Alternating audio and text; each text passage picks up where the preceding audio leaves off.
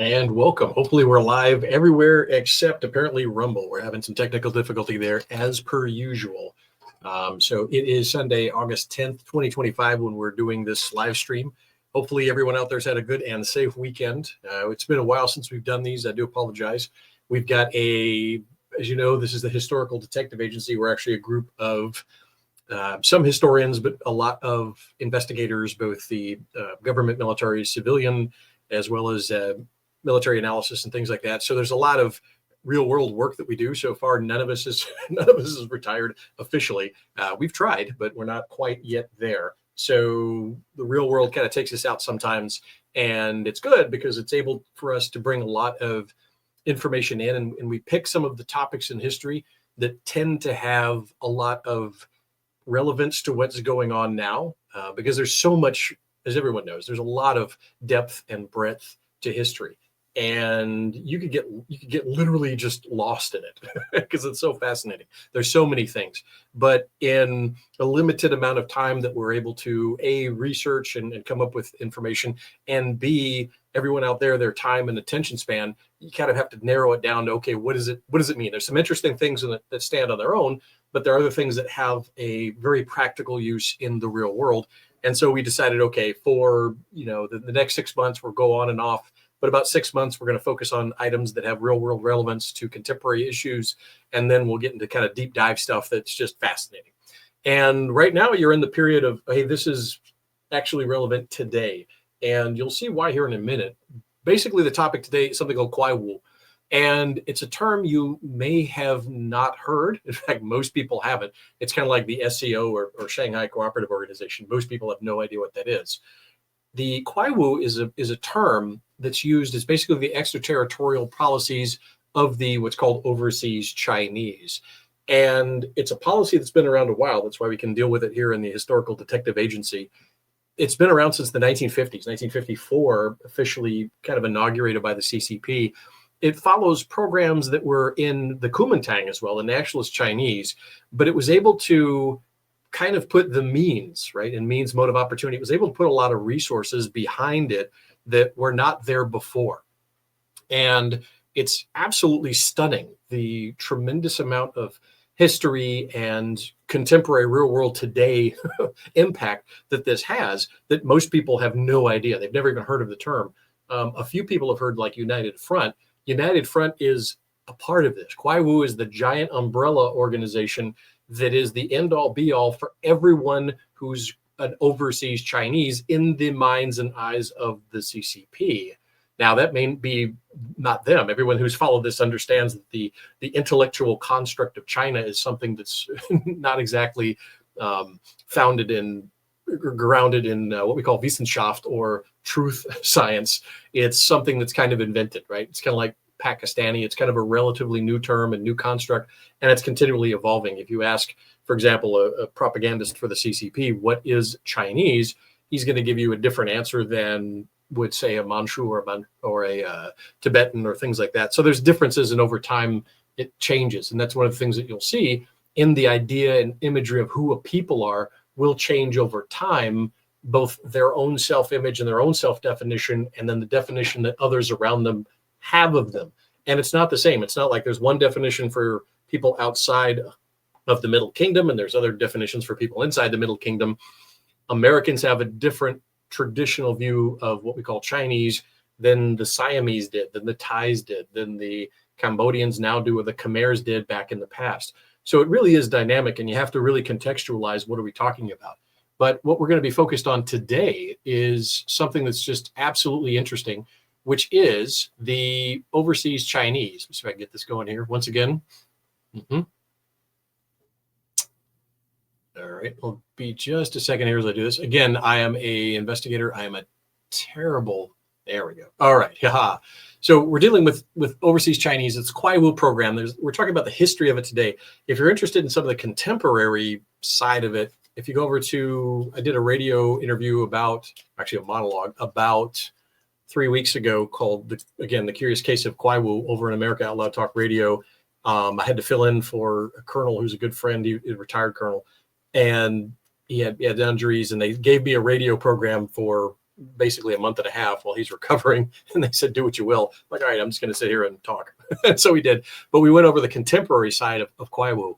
And there's some information about what it means as far as like buying farmland, the Confucius Institutes, and then other items besides Confucius Institutes. Those are the most known, the most visible, but there's a lot of other associations, the business connections. Pretty much if you pick up a headline and you see that there's a connection to the CCP or something that's going on that America and other countries in the free world are getting attacked in some way, you can in some ways do a link analysis, and you'll find that Qiaowu is not far behind. In addition, a lot of the disinformation on history can be traced to some degree back to a Qiaowu node.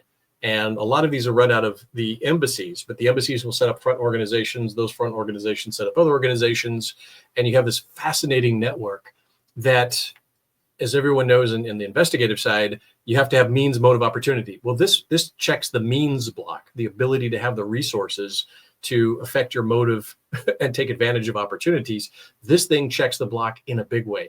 No other overseas ethnic mobilization program has ever come close to the tremendous resources that the CCP have been able to enact with this Qiaowu program. We're talking billions, possibly trillions of dollars since 1954, and even more so lately. It is a whole of government approach. It is massive. So that's what we're going to talk about today, is the history of this, go into a little bit more of it.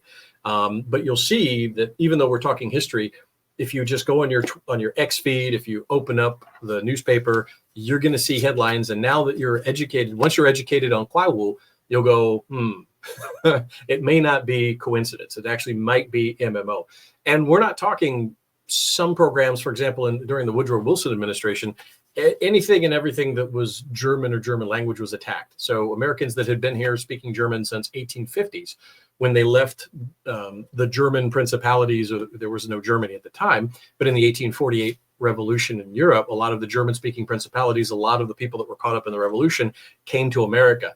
They formed up units in the Civil War. For example, a lot of Ohio units, the 9th Ohio, for example, is one that were predominantly German-speaking immigrants, and they fought to preserve the Union. They fought on America's side and were very, very integrated within American. They just retained a Germanic language and basically a Germanic culture within America. And Woodrow Wilson, because he had done a deal basically with Britain, actually his handler did House, everything and anything German was to be wiped out in America. That's why we get into you'll see the street names are changed. There were Turnervereins. There was all kind of, even a professor who wasn't German that was playing Beethoven in college and teaching his music class Beethoven was arrested because he didn't fulfill the ban or the spirit of the ban against all things German, right? If you're playing Beethoven, you're a traitor to the United States. That's the level of going against another culture. We're not talking that, because the Imperial Germany had no designs on the United States, right? Zimmerman telegram aside, that's not even close. We're talking, these were German Americans that had been in America for a very long time. There were Americans that spoke German.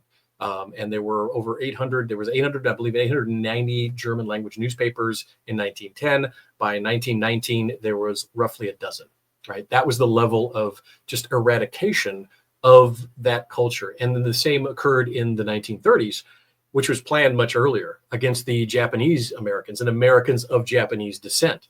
And imagine this kind of huge network that wasn't there. Now, there was an intelligence network. We know this. There absolutely 100% was an intelligence network by the Japanese. We also had one against Japan. And believe it or not, we even inculcated some intelligence assets within Babe Ruth's baseball tour of Japan to be able to get us kind of a modern 8mm film I forgot what the millimeter was, but basically a film of the city of Tokyo. He went on the roof. He was part of the baseball team that went around, and he filmed Tokyo. Why? For bombing practice, right? We were looking at, even in the 20s and 30s, a war against Japan, and we did intelligence assets. They did the same to us. But those assets were out of the military personnel. So you were either former military, Japanese Navy, usually was their intelligence asset, was the naval assets, as were ours at the time. And they were looking at a conventional military kind of an operation against America. But they were almost always first generation, they had just come over and they were former Japanese military. Those were the ones that they used. The second, the Nisei, what they call the Nisei and the Sansei, I don't think there were any Yonsei back, but there was some Yonsei. So Nisei, Sansei, and Yonsei. So the second generation, third generation, fourth generation, they were of the Americans of Japanese descent. They were, in many cases, very loyal Americans. And the carte blanche, everybody that was of Japanese descent was rolled up, right? That's wrong. So the extremes that we went through in World War I and II is wrong because it was a blanket against a perceived race or a culture. In this case, what we have is something quite different. We have a known gigantic program that the Germans, the Imperial Germans, never had, that the Imperial Japanese never had.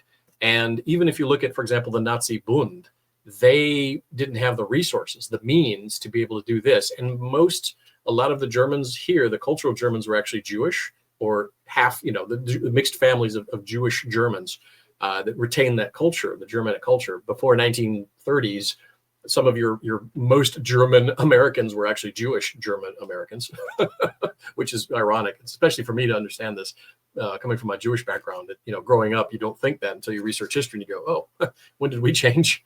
But it was basically because there was a cultural eradication after the First World War. But the Bund, the Nazi Bund, tried to mobilize ethnic Germans to reintegrate them toward a political party.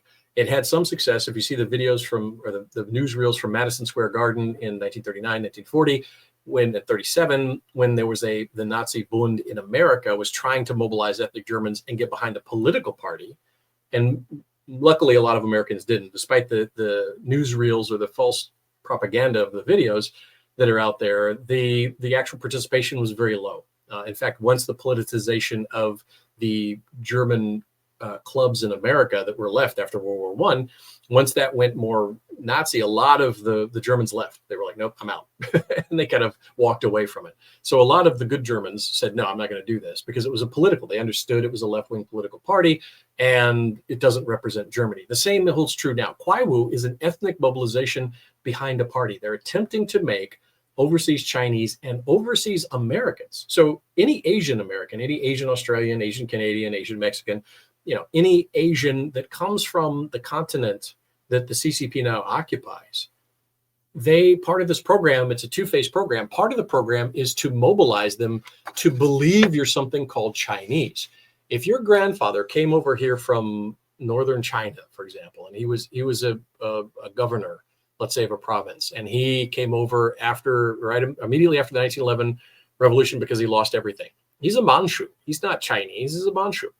And he comes to America, and then you're the third or fourth generation. You're from the Manchus. You're not a Chinese. In fact, the Kuomintang fought against you. In fact, if you look at, we'll show you here in a minute, the language of Sun Yat-sen, the language of the Kuomintang, the language of the revolution to create China in 1911, was against the foreign, or what they call the alien occupiers.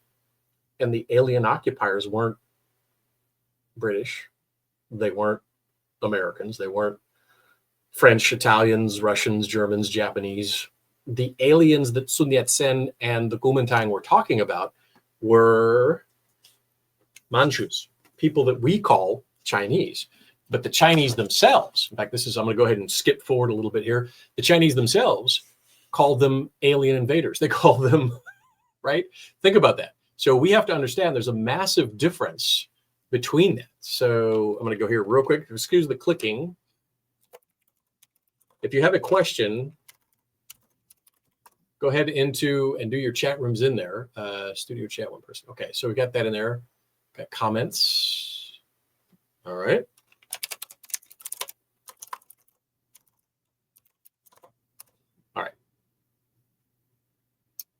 All right, so this chat room is open.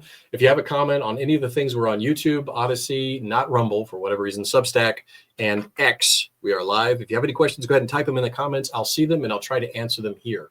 And feel free to debate. I love debates. It's fantastic. But again, at the end of the day, we want to be able to get to the facts, the truth of the matter, and sometimes through argumentation and through debate, we can actually find that. Keep it clean, keep it good, and stick to the facts, not emotions, right? It's facts, not feelings, is what we do here at History Detective Agency. So looking at this, these are fantastic. 1894 to 1969, the formative years of what is the Kuomintang, or the Chinese Party. They translated most of the documents, almost all are from, not all, but most of them are from Sun Yat-sen in the beginning.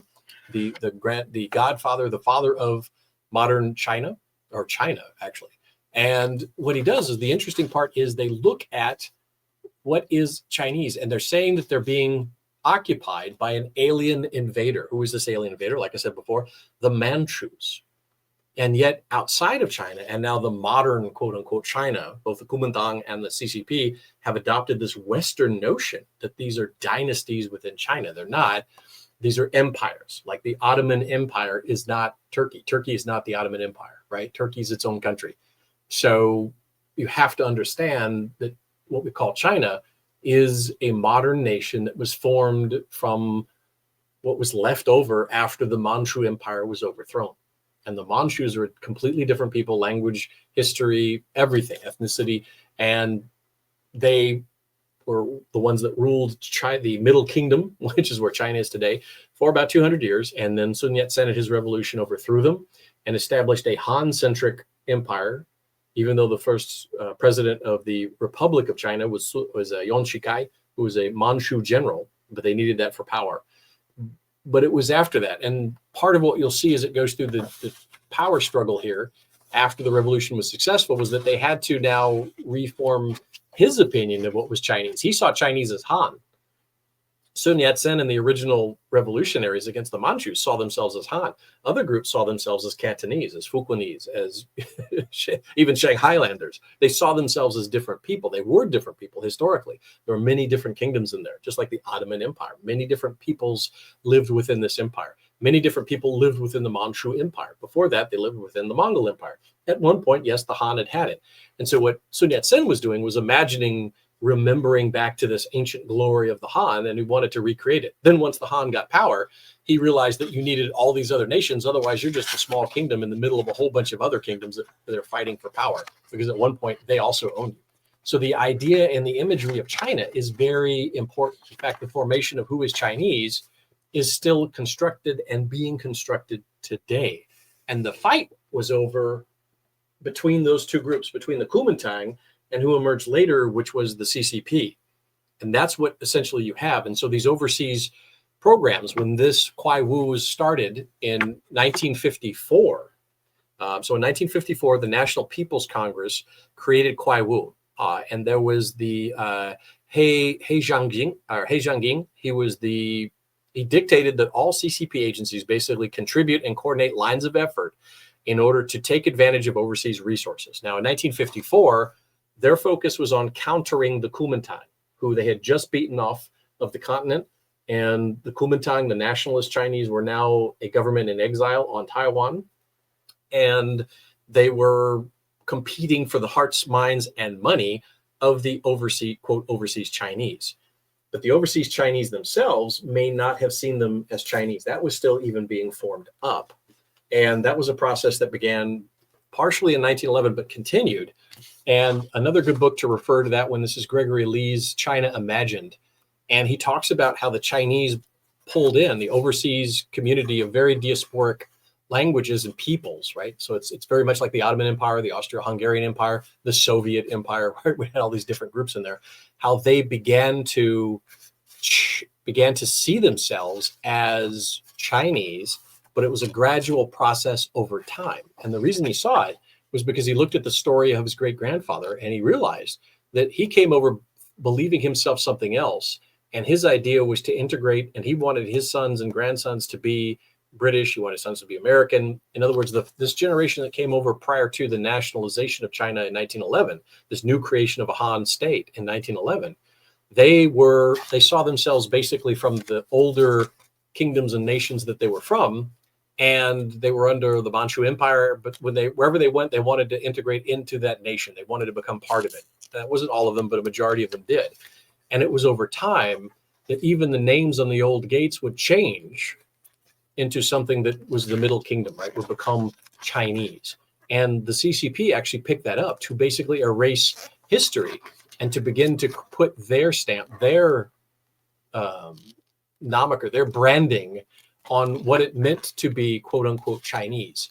So they were basically co-opting, they were hijacking the actual history of many ethnic Asians all over the world to create this imagination of a CCP ethnic Chinese, which is predominantly Han-based. So it was erasing out everyone else's true histories, their ethnic histories of where they were from, and their beautiful history that's over there in Asia. It's phenomenal. They're erasing it, right? It's going away. So that's what Qiaowu did. Qiaowu was initially against the Kuomintang. But what happened over time is, as the United States betrayed Taiwan, we betrayed the Kuomintang really at that time. It was Kissinger under the Nixon regime.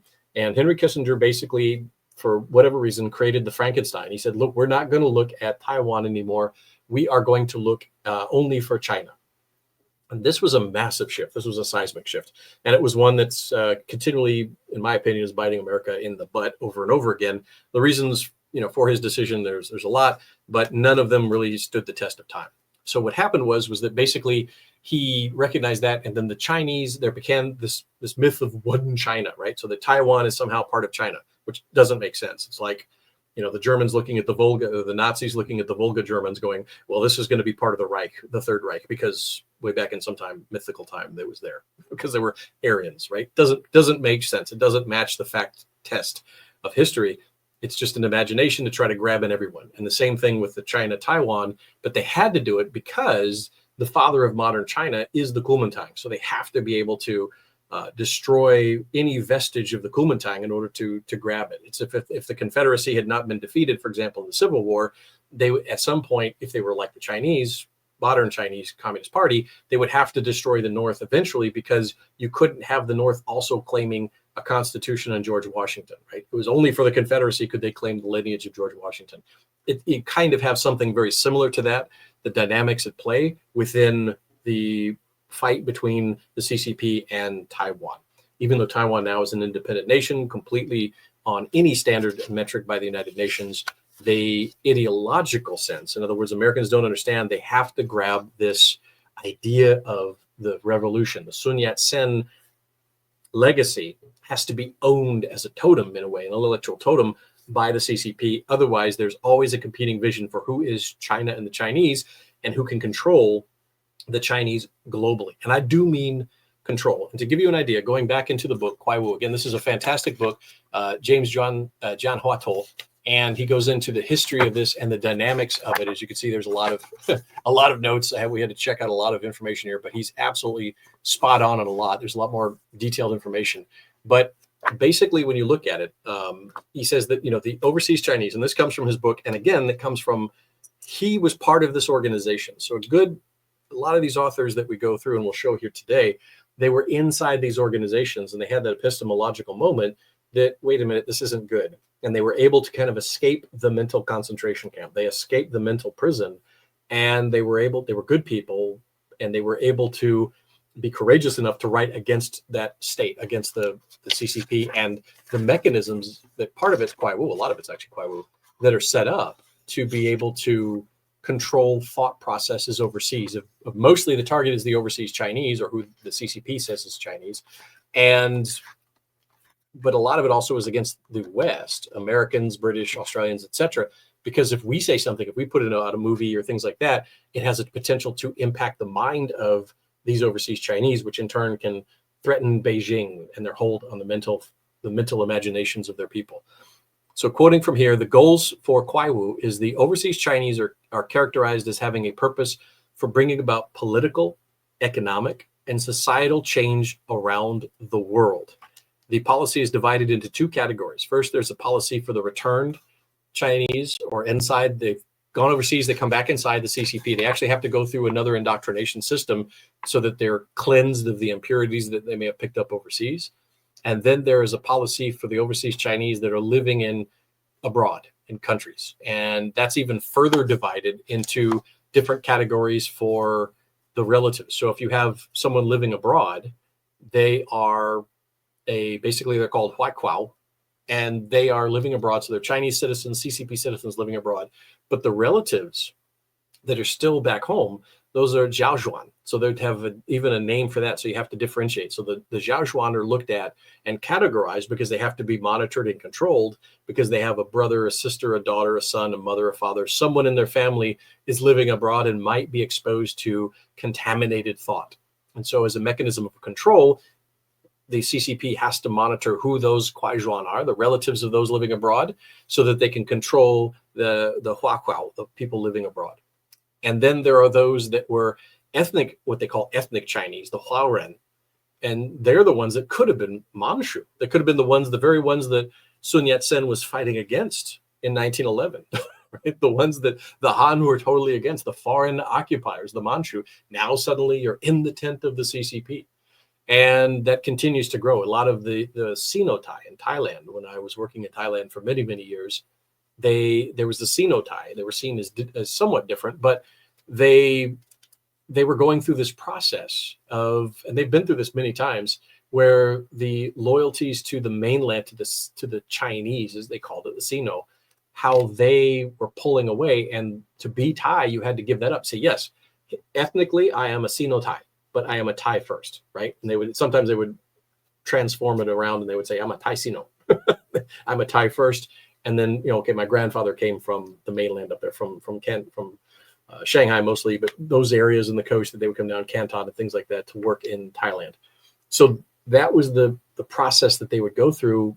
But today, it's very difficult because they are being mobilized to say, you're not Thai, you are Chinese, and you need to be loyal. And if you're Chinese, you need to be loyal to the CCP.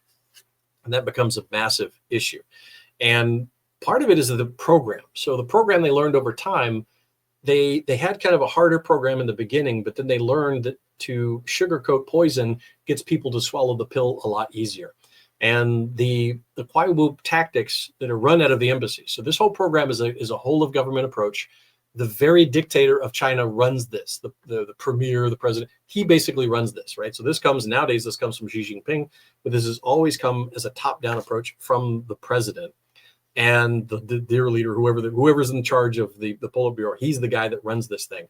And it is a whole of government approach. At every single ministry, they have to contribute in some mechanism, in some way, to the Qiaowu program. If you're in the Ministry of Agriculture, you have programs that you want to be able to do exchange programs with overseas, quote unquote, Chinese, to show them these fantastic Chinese farming methods that they can bring it home. But the real goal is not to share farming methods. The real goal is to attach you more to the CCP ethno-state. And in this imagined ethno-state, that you will be now more loyal to the CCP, develop economic and social links, so that gradually you're pulled away from your home country in your loyalties, in your behavior, and more closely to Beijing dictates. But how do they do this is a concept it's interesting. It's called San Erbu, and it is the 3 do's and the don'ts principle. So San Erbu, and it's to, number 1 is you maintain independence while supporting your target groups to achieve outcomes. In other words, you should never come, if you're from the embassy or you're from a front business that the embassy helps set up and get a loan for, or the second order, that business has now set up a nonprofit that goes out and does these wonderful community activity programs, right? They should never go with the hat in hand. They should come already supported with finances. And that was very easy to do after about 1990s, about the mid 1990s, early 2000s, because the Americans had began to push so much resources, financial resources, into CCP occupied Asia, that they could basically take that money, turn it around, and invest it in basically brainwashing, radicalizing overseas Asians to become more loyal to Beijing than their home nation and their home families. So that was part of it, that they were able to self-sustain and support other people. I'm here for you. The problem in a lot of traditional American programs, if you look historically, the American success in being able to do outreach programs overseas has usually been during periods when we had the ability to financially support programs overseas. And that's any country, it's any program. If you go there with hat in hand, you're seen more as a burden. No matter if you have the best idea in the world, if you're there and somebody has to support you, it's not good. If you come there and you can buy gifts and food and, hey, help economically the other people, that's great. And so the first part of San Erbu in the Qiaowu program is to maintain that independence while you're supporting other groups, but it's always going to achieve the Beijing outcome. Number 2 in the 3-phase program of do's and don'ts is to understand and understand and infiltrate their inner workings without interfering. In other words, what that means is that they're looking at, there we go. So what they're doing is they're looking at being able to manipulate without you knowing you're being manipulated, right? And that's the best manipulator right there. In other words, without overtly interfering. So you think these ideas come from within. You think these ideas are coming from within yourself. And that's a lot easier to do when the CCP is able to rely on a lot of outside help. We'll get into that in just a minute. So it's not just the program telling you that, but there's a whole ecosystem of information that's saturating these targets that's from the CCP. So in other words, it's not one program like the Peace Corps. It's not the Peace Corps coming at you with their pamphlets and all this sort of thing. It's music on the radio, it's movies, it's books, it's talk groups, it's social media. There's a whole constellation of support of messaging to Qiaowu. And that's one of the things that makes it so effective, because they're able to, in many cases, get Americans to carry the water, or people that are not Chinese to carry the water for the CCP, in their brainwashing of Americans of Asian descent to believing that they're Chinese. It's really bad. They're using you to polarize and separate your own society. That's number two. We'll get back to that in a minute, especially Hollywood's role in that. And then the third part of the San Erbu, the 3 do's and don'ts, is to influence through guidance rather than openly leading. In other words, it's guidance rather than openly leading. And it's basically soft sell. I mean, anybody that's been in sales or influence operations will know, okay, it's soft sell. Right? So you don't create conflict, you create support so that people rely on you for support, and people feel good and they don't think you're pushing an agenda, so they'll swallow it easily and then they'll kind of regurgitate it out. So that's part of it.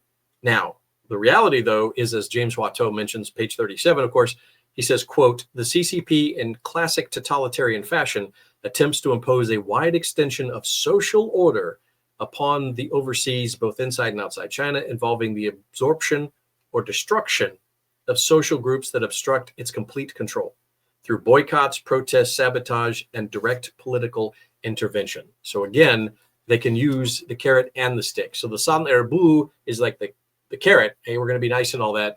But if you don't fall in line, if you don't prove yourself susceptible to the CCP influence in Qiaowu, now they're going to use the stick, right? Which is the destruction of other social groups. So a lot of the historical social organizations, from folks that were actually anti-communist, many of the Kuomintang, for example, that fought against the CCP, were later brutalized overseas by CCP operations under Qiaowu. And I'll give you a firsthand example. I wonder if I could find that photo here. Hang on just a second. I'm gonna reminisce down memory lane to see if I can pull up a photo. When I was in Thailand for many years, we were in an area, just if you've been to Thailand, you've been up north, you've been to what they call the Mae Hong Son, or near Mae Hong Son area up north, follow the river, the Mae Son River, and then that's the River Kwai is what Westerners tend to call it. The bridge over the River Kwai there in Kanchanaburi. There's the Commonwealth graves, used to be the British war graves. It's Commonwealth graves with the POWs that worked on the bridge and the railroad there. And if you're that same area, if you go upriver just a bit, you have to look past this giant, weirdly Chinese temple that was suddenly being built there. And nobody can figure out where the funding in that one's coming from. But behind it, it's kind of now obscuring what was a little bit more visible. It's obscuring a temple to the Kuomintang, to the Chinese nationalists, and their continued fight against, and when I was there both times, it was against the CCP. And there was a Tiananmen Square survivor that was there. And he was, let me see if I can find this here. He was actually beaten up between the first and second time we went out there by a group from the embassy who threatened his life, from the CCP embassy in Bangkok. They had come up, they threatened his life if he didn't take down the pictures of Tiananmen Square. And that was, one indicator of they don't want that out there, that they will go through that kind of, of thuggery in order to erase people's memories, because that is shameful to them. And that is also the Tiananmen Square. While I'm talking about that, the Tiananmen Square moment in 1989, June 4th, was a huge moment where Qiaowu went on steroids, because a lot of the Chinese students, the CCP students overseas, were influenced by the videos that they saw coming out, because unlike previous crimes that the CCP has committed that weren't broadcast, they could cover those up. The CCP could cover those up. Tiananmen Square was live from foreign news media. And so the students overseas could see it. Many were shocked, and many joined into the anti-CCP governance at that point. Or in some of them, it was a clique within the governor, but a lot of them were against the actual group itself. So be just one moment while I see if I can find this here. But going into that 1989 was a pivotal moment because it represented a crisis point for the control of Beijing over the mental memory of what was going on within their people, the control mechanism. And so at that point, it really began to focus, according to James Watteau, it really began to focus on those overseas Chinese in a bigger way than it had before. And it needed to be complete, and it needed to overcome a lot of the Western media. How do you keep your people isolated if they have to go to university, and you want them integrating with the Americans and the British and the Australians and the Canadians and Japanese and South Koreans? You want them integrated because that's how they get information, right?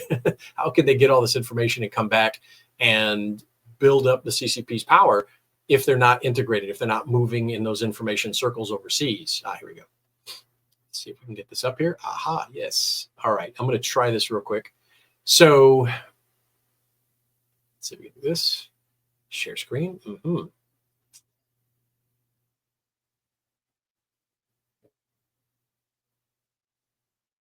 All right. All right, we're going to do the entire screen here. Just 1 second. There we go. All right. So what I'm going to show you here is actually, this was the shrine that I'm talking about. This was the Kuomintang shrine. And it's fascinating. Like I said, it's in the Chongqing, the Kanchanaburi Cemetery, the British, now it's called the Commonwealth War Grave Cemetery. But if you'll see, this was fascinating to me. So as you see, there's the nationalist star right there on the head, and the shrine itself is in the shape of a soldier's helmet with his sorrowful eyes. And according to, he was looking towards the homeland, which was China. There's artillery shells there, kind of as a fence around the face, holding it off. And then the nationalist flag, the Kuomintang flag, is flying off there. This is in Thailand, in Kanchanaburi. And what happened was there was a number of two divisions actually, but a number of soldiers from the Kuomintang during the revolution against the civil war against the CCP, when the CCP was overthrowing the Kuomintang, with lots of help from the Soviets, by the way. A lot of them ended up down in between Burma and Thailand, a lot of them in Thailand, Mae Hon Son area. And they set up basically military cities, and the United States at that time facilitated it and helped them. And they ended up not being able to go back. There's the gentleman that was in that the CCP had actually beat up. So he maintains that there was a Kuomintang soldier there, from the veteran actually of the World War II and the Civil War. Unfortunately, he passed away between our first and second visits. And there was a survivor of Tiananmen Square, and a survivor of the communist brutality. And he now lives in Thailand, and he keeps this memory alive. And so they have, of course, the World War II, the interwar period, the afterwar period. Some of these are actually from movies. It was kind of interesting. But between our first and second visit, let me see if I can find it here. Between our first and second visit, he had actually had to pull down everything because he was afraid for his life, because he had been threatened. And we were like, "No, dude, break it out. Let's see." We would more than that. Let's fight those communists. We'll help you out here as much as we can. But these are the pictures that he had. I don't know if you could see that real easily. Let me see if I can blow that up a little bit more. Nope, that didn't work. These are the pictures he had of the massacre, right? So this is the Tiananmen massacre. And this initially was up and out there for everyone to see. And unfortunately, like I said, he got physically threatened by the embassy in Bangkok, the Chinese embassy, the CCP embassy in Bangkok. But this was part of that memory that he was trying to keep alive, and that they're trying to erase. And he showed us the injuries he had on his hip, and he showed us where he was in this photo when there was the tanks began to move in, the army began to move in and go kinetic. And he was showing where he was standing when the open fire order came, and he received fire, and then luckily managed to make it out alive. Most of his friends didn't. And then he escaped to Thailand and was able to live a new life in Thailand, where he is to this day. So that is the memory of the people's resistance against the totalitarian CCP. That is what the Chinese communists are absolutely afraid of. They're afraid of people like him. They're afraid of people like Jun Chang, who were members of the party and got out because they realized the party is horrible. It doesn't represent the people. It's simply another neo-fascist kind of actually neo-Nazi, because it's Han-centric. ethnocentric National Socialist state masquerading as kind of a communism, right? So it's the worst of both worlds. It takes elements of communism, it takes elements of others, and it puts that in there. And so this is basically part of the memory that got erased, that the Chi-Coms are afraid of, terrified of. And this is what Qiaowu is designed to destroy. And so to counter this, the Qiaowu program, run out of the embassies in all nations, will work along 3 lines of effort. So let's go back to Qiaowu. So how does it combat this? So Tiananmen Square produced a lot of stories of this. And also the fight against, for example, in World War II, it wasn't the CCP. The fight was against the Kuomintang versus the, there we go. It was the Kuomintang versus the, there we go. It was the Kuomintang versus the Japanese, and the CCP sat on the sidelines. And there's a couple of good information on that. One thing I would like to show is if you go to Taiwan, there's a lot of good information. You have to go older because the Kuomintang party, unfortunately, has gone red, which is terrible. I just realized the banner's up there. Let's get that out of the way. There we go. And you'll notice in here that this guy does a really good job. It's a general. This is actually the chief of staff for the Kuomintang for most of the war. He actually accepted the surrender from the Japanese. Worked with both Stilwell and Wiedemeyer. And he has casualty figures. He has the actual battles, the battle maps. It's a short book, but it's very good. And it goes into, okay, here's the actual facts about who fought the Japanese in World War II. And, spoiler alert, it wasn't the CCP. It wasn't anybody in Beijing. That group is still in exile in Taiwan. And in some cases, as you saw in Thailand and other places where they had to escape because the CCP was trying to kill them. So the guys that actually fought World War II on the Allied side were suddenly the enemies right after the war. And now you see movies coming out of Beijing trying to make it look like the CCP is not only the inheritors of the revolution of Sun Yat-sen, but the inheritors of who fought the Japanese in World War II and should be on the Allied side and therefore have a piece of the UN Security Council, etc. So all of this kind of works in there. So let's talk about those 3 pillars. So we talked about the 3 do's and don'ts, right? Sugarcoating, but there's 3 pillars of Qiaowu. And the first pillar is education. They want to get into the education. So what colleges teach, what high schools teach, many associations. There are over 100 in the United States alone in 2008, according to, again, James Watteau, and it's grown exponentially since then. There was over 150 overseas Chinese organizations that were designed to maintain, monitor, control the overseas Chinese students. So in 150 educational institutions in the United States alone, there is a Chinese government handler team that's designed to look after the students to ensure that they stay within the bounds of the Communist Party's acceptable behavior and thought, and to ensure that anyone that's saying something different is going to get attacked. And many American professors have, I think Ramsar was one of them, that was actually attacked, verbally assaulted and almost physically attacked by a group of quote unquote Chinese, but they were definitely government, in trying to control the narrative. Even here, for example, in Eastern Washington, there was a group that was bussed in from the Chinese consulate in Seattle that went to Eastern Washington, to Wazoo, the university, in order to counter a Japanese group that was over there presenting their version of history. And it was fascinating to watch because they didn't want to get along with the South Koreans. They were like, nope, we're going to do our own thing. But they bust in people. They bust in signs. They bust in people. And it was definitely a team from the embassy that was coordinating that going on to ensure that it made it look like a student group. 2008, the Olympic torch relay, they needed to, the difference between 1989 and 2008 is staggering. In 1989, they lost control of the narrative. Many Chinese overseas, actual Chinese that grew up in the CCP, occupied areas that were now overseas studying, joined in the call for the change within the CCP government, right? They called for more free and less draconian government. That was massive. It was a massive embarrassment. But the Qiaowu program went on steroids, and by 2008, they had the ability to mobilize through the embassies and through all of these front organizations, both business, educational, and media, up hundreds of people. For example, in London, there were hundreds of people bussed in that were creating, and flags were broken out and everything, to create this false image of a popular groundswell of support for the CCP against the voices that were saying that there's the genocide in Tibet, the genocide in Xinjiang, and that the CCP is a brutal genocidal government, essentially. And that was shocking. Some intelligence folks in London who we knew at the time were basically finally admitting that, yes, there's something wrong with the CCP, right? There's something up with China if they're literally trying to shut Britons up from saying, hey, I think that there's a cultural genocide in Tibet and there's a physical genocide going on in Xinjiang. So that's part of the fight that goes on. And towards that, I'm going to show you one thing here. The media is very important. And another good book by that is by Eric Schwartzel. And he goes into a history. He doesn't mention Qiaowu, but once you've read Qiaowu, you're going to understand a little bit better about some of the processes here.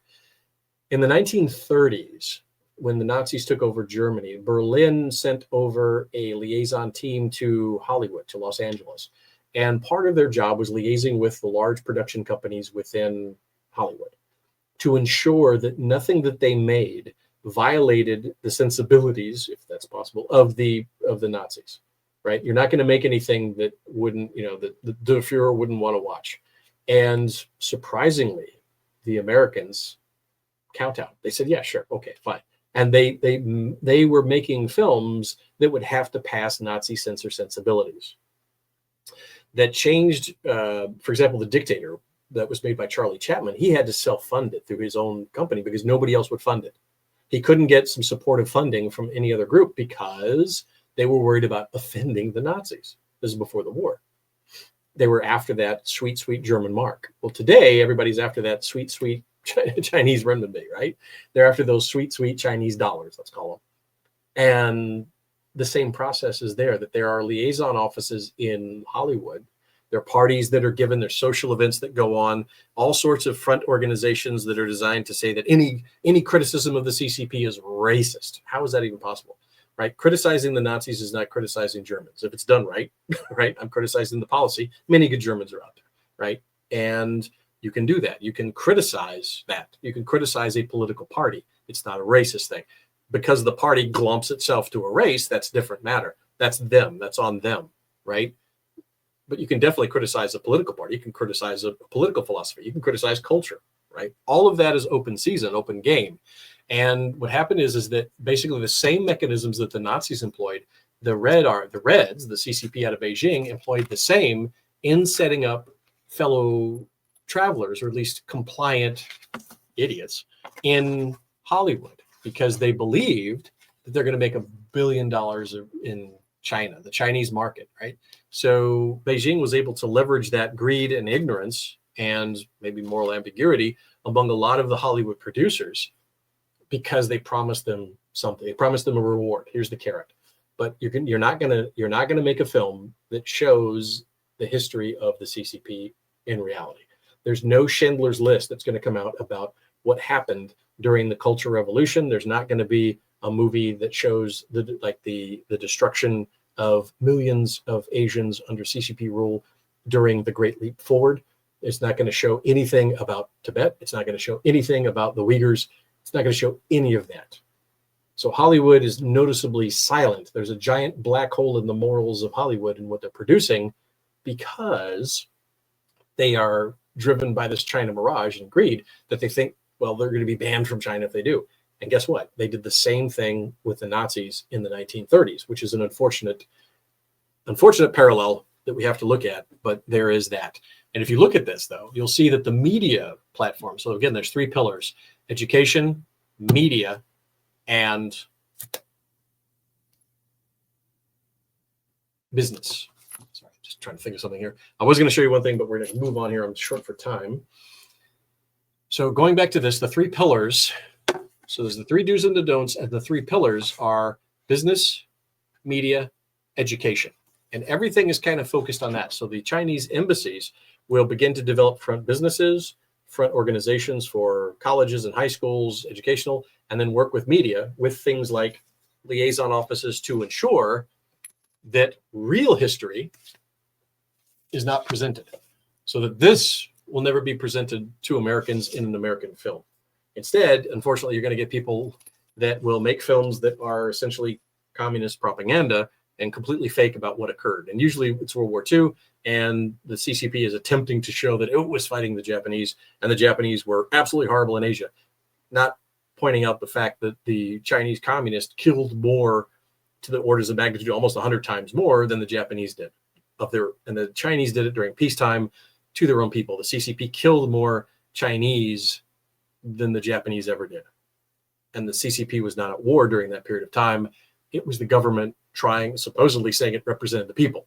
And it killed over 100 times more people than the Japanese did during wartime conditions.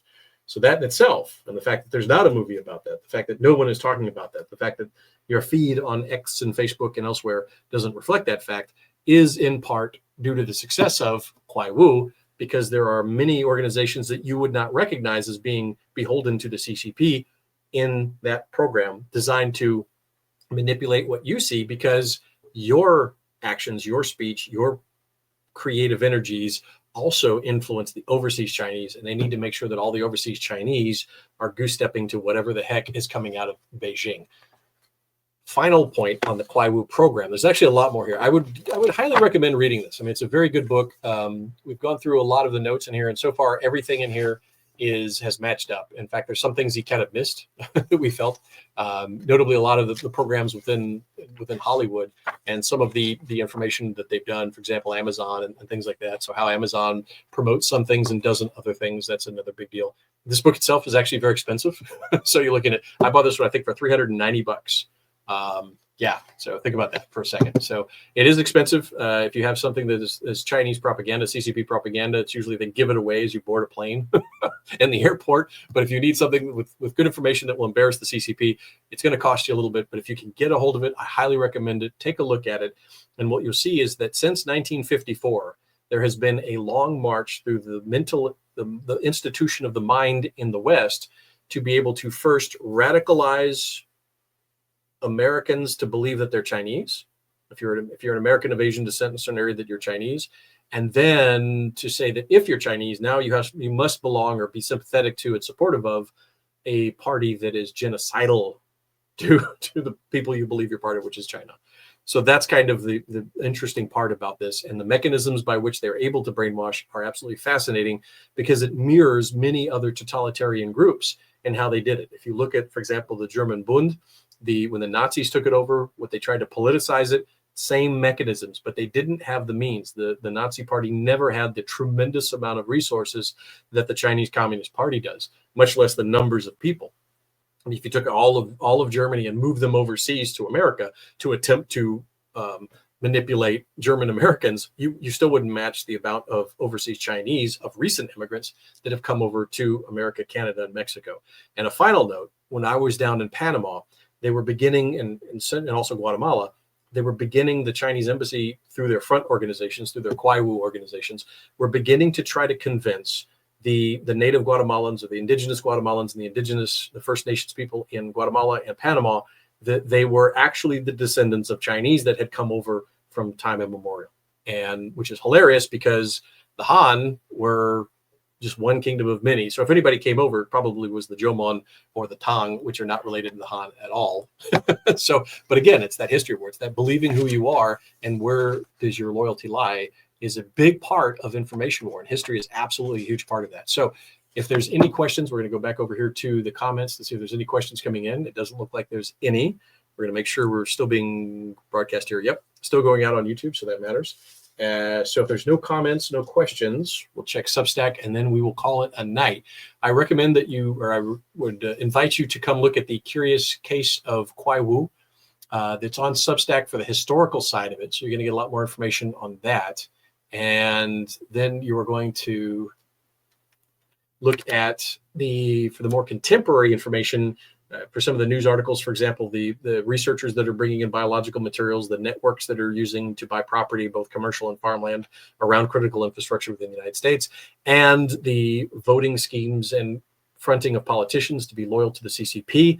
Those are on AmericaOutloud.news. You can look it up with the Curious Case of Qiaowu on the AmericaOutloud.news, which was a radio program. It's a reposting of a radio program that was there. And we are just posting this out here. Yep, doesn't look like there's any questions. So without further ado, we will say good day. Have a great weekend. And if there's any questions, feel free to go ahead and send us a direct comment on the link that you'll see there for the article over on Substack, The Curious Case of Qiaowu.